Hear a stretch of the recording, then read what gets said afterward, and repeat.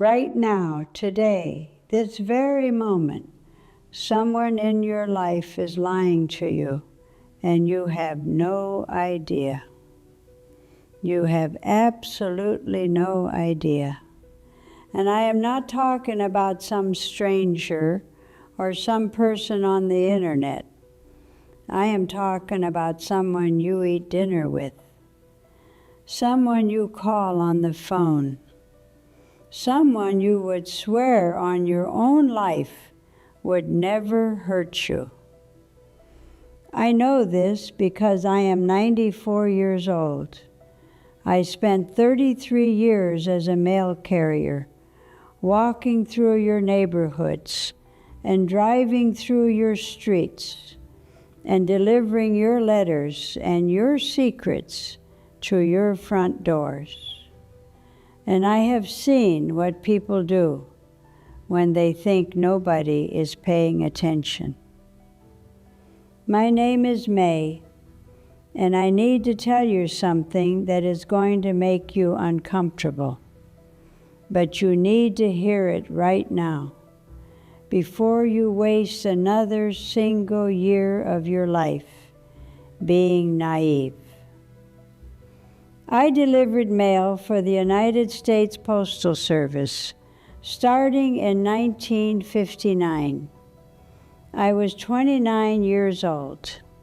I had 3 small children and a husband named Gerald, who everybody in our neighborhood thought was a good man. I walked my route 6 days a week in the heat and the cold and the rain and the snow. And at first, it was just a job. You pick up the bag, you walk the route, you put the envelopes in the box, you move on. But after a few years, something happens when you are the mail carrier. You start to see things. Not because you are snooping, not because you are reading anything, but because you are there. You are there every single day at the same houses, and you start to notice the patterns. You start to notice what shows up and what stops showing up. You start to notice when the Christmas cards from a certain family member quit coming. You notice when the night stationery gets replaced by envelopes from law offices. You notice when someone starts getting letters from a bank in another state that nobody in the house knows about. I was not spying on anyone. I was just doing my job. But my job put me in a position that most people never get to be in. I was invisible, and I was consistent, and people forgot I was watching.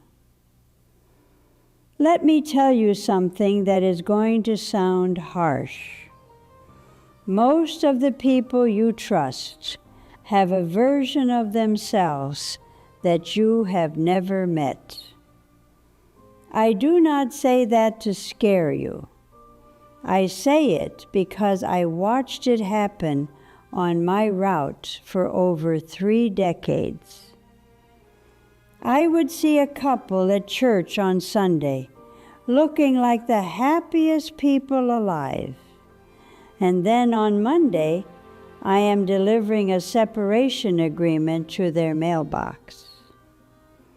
I would see a man wave to me every morning with a big smile, and I knew, because I saw the envelopes, that he was drowning in debt he had never told his wife about. I saw families that looked perfect from the outside get mail from attorneys and collection agencies and courts, and I would watch those families smile and wave at their neighbors like everything was fine. People perform. That is what people do. They perform for the people closest to them, and they perform for the people watching from the outside. And the only time the mask slips is when they think nobody can see it. Now, I want to be clear about something. I am not sitting here telling you that every person in your life is a liar. That is not what I am saying. What I am saying is that you are probably not watching closely enough. And the reason you are not watching closely enough is because trust feels good. It feels warm. It feels safe. And when something feels safe, you stop paying attention. That is the trap. That is the exact trap. The people who get hurt the worst are not the suspicious ones. The suspicious people, they might be annoying. They might be hard to be around, but they rarely get blindsided. The ones who get destroyed are the ones who say things like, "Oh, I just trust my gut," or "I am a good judge of character," or "He would never do that to me." Every single person I ever saw get gutted by a betrayal said one of those things first. Every one. I know because it happened to me. Gerald and I were married for 22 years before I found out. 22 years. He had a post office box at a branch across town. He had been getting letters from a woman in Kentucky for over 10 years. 10 years. And I did not find out because he told me. I did not find out because I went looking. I found out because a co-worker at another branch mentioned it to me like it was nothing, like I already knew.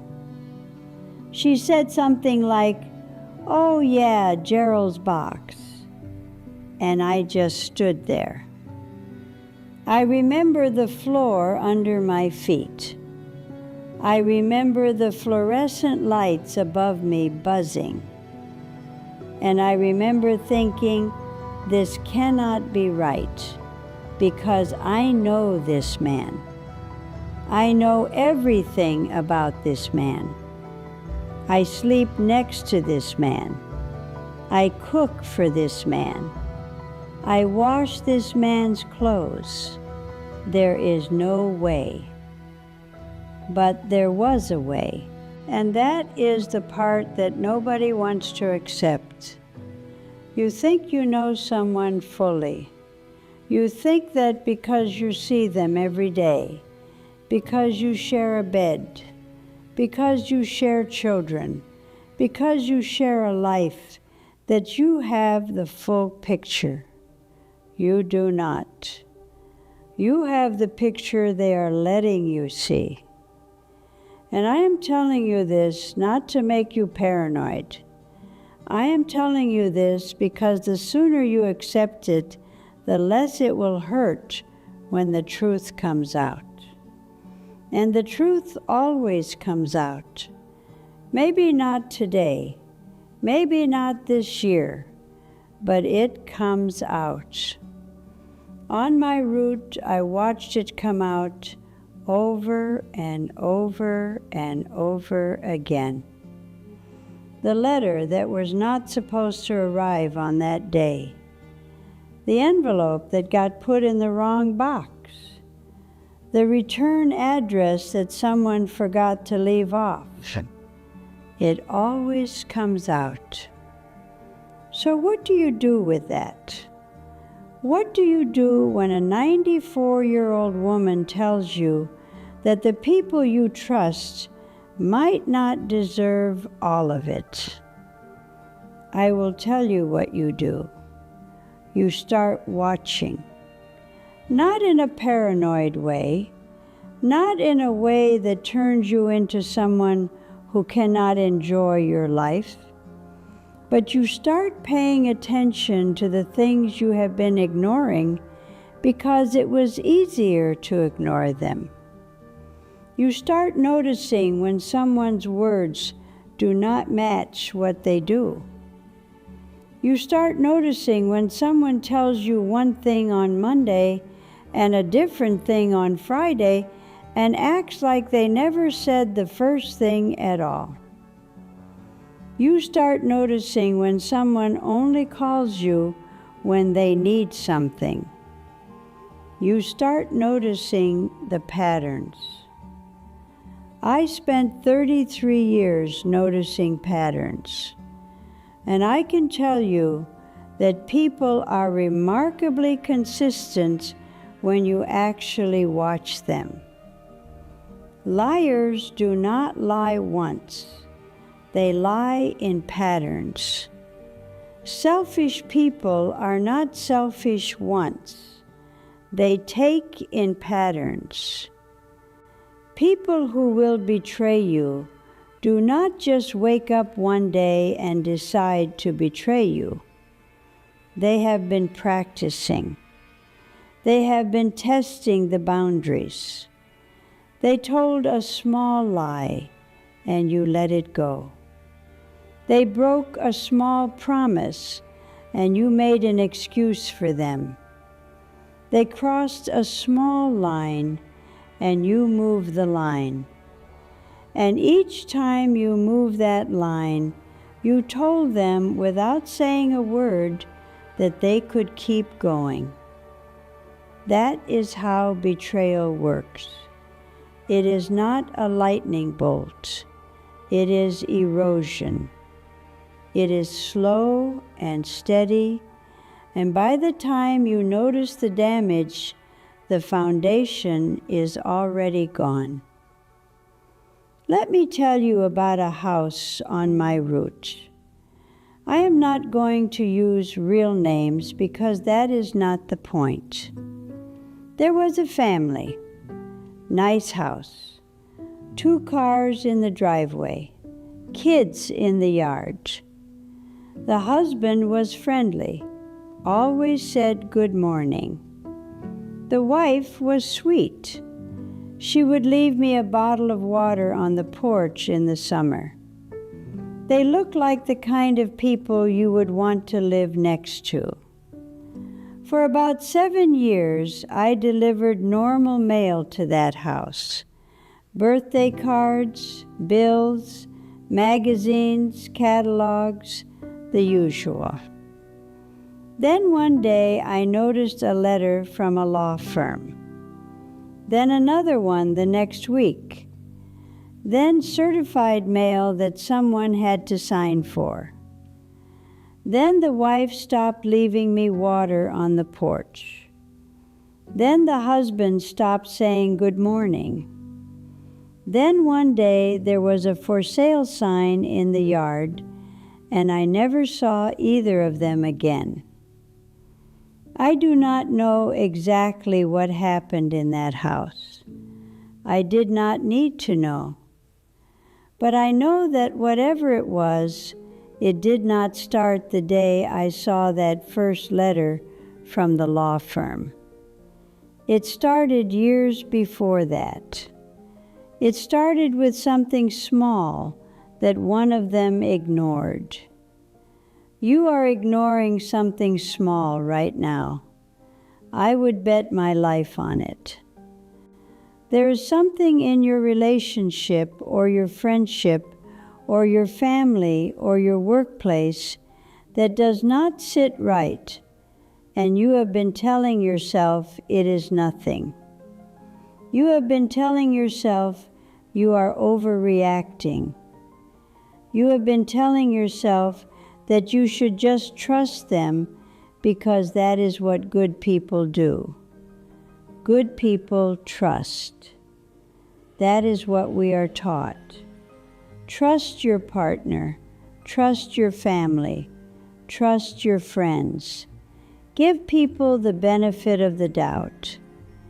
And I am telling you at 94 years old that the benefit of the doubt has cost me more than anything else in my entire life. I gave Gerald the benefit of the doubt for 22 years. When he said he was working late, I believed him. When he said he was going fishing with his buddy Ray, I believed him. When he was quiet and distant for weeks at a time, I told myself he was just stressed from work. I made excuses for things that did not need excuses. They needed questions. But I did not ask the questions because I was afraid the answers would ruin the life I thought I had. And that is the real reason people do not watch. It is not because they are stupid. It is not because they are too trusting. It is because they are terrified. They are terrified that if they look too closely, they will see something they cannot unsee. And then they will have to do something about it. And doing something about it means their life changes. And change is a thing people fear more than being lied to. I stayed with Gerald for 8 more years after I found out. 8 years. You want to know why? Because I had 3 children and a mortgage, and I went to church every Sunday, and people in my life expected me to stay. People expected me to forgive. People told me that marriages go through rough patches. People told me to think about the kids. And I listened to those people. I trusted those people and their advice. And those 8 years were the worst 8 years of my life. I was not living. I was performing. I was doing exactly what I saw so many families on my route do. Smiling on the outside, crumbling on the inside, and hoping nobody noticed. But somebody always notices. The mail carrier notices. The neighbor notices. The kid who is old enough to hear the arguments at night notices. When I finally left, my youngest was 16. She told me she had been waiting for me to leave since she was 12. 12 years old, and she knew before I was willing to admit it to myself. Children watch. They are the best watchers there are. They do not have the same ability adults have to convince themselves that what they are seeing is not real. A child sees their parent being lied to, and they know. They might not have the words for it, but they know. So here is my advice to you, and I do not care if you are 25 or 55 or 70. Stop trusting people based on how they make you feel, and start trusting people based on what they consistently do. Feelings are the easiest things in the world to manipulate. A person can make you feel loved and be lying to your face. A person can make you feel safe and be the most dangerous person in your life. A person can make you feel like you are the only one who matters, and have 3 other people they are telling the same thing to. Feelings are not evidence. Patterns are evidence. What someone does on a regular Tuesday when nothing is at stake and nobody is watching, that is who they are. I delivered mail in the rain, in the snow, on days when it was so hot the asphalt was soft under my shoes. And I watched. I watched for 33 years. I watched marriages fall apart and friendships end, and business partners sue each other, and parents stop speaking to their children. And in almost every single case, the signs were there long before the explosion. The signs are always there. You are just choosing not to see them. And let me say one more thing before I go. This is not about becoming a cold person. This is not about shutting people out or building walls or deciding that nobody is worth your time. I have people in my life that I love deeply. My children, my grandchildren, my neighbor Carol, who checks on me every morning, my friend Patsy, who I have known since 1967. I trust these people, but I trust them because I have watched them for years and years, and what they say matches what they do. I did not just hand them my trust because they were nice to me or because they said the right things. They earned it, and that is the difference. Trust should be earned slowly and lost quickly. Most people do it the other way around. They give trust away like it is free, and then when someone breaks it, they spend years trying to get over it. You do not have years to waste. I promise you that. I am 94. I blinked and I was here. I blinked and my kids were grown and my husband was gone and my route was someone else's route. And the houses I used to deliver to have new families in them who have no idea I ever existed.